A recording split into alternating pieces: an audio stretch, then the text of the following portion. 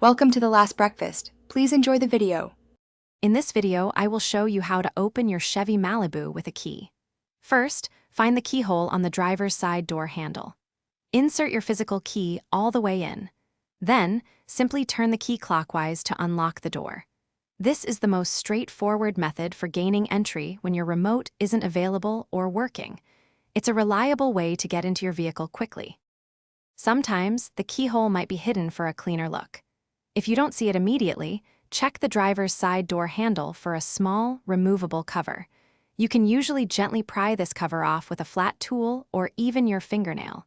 Once removed, the traditional keyhole will be revealed, allowing you to use your physical key as usual. This design keeps the exterior sleek.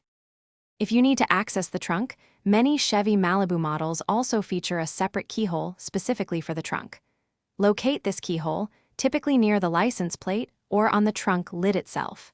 Insert your physical key and turn it to pop open the trunk. This is especially useful if your car battery is completely dead and the remote release isn't functioning. It's a dependable backup. Here are a few important tips. Always keep a spare physical key in a secure, accessible location, not inside the car. If you encounter any difficulty, refer to your Chevy Malibu's owner's manual for model-specific instructions. Remember, never force the key if it feels stuck or resistant, as this could damage the lock cylinder or the key itself. Gentle turns are always best. Thanks for watching. If this was helpful, leave a like and consider subscribing. See you next time.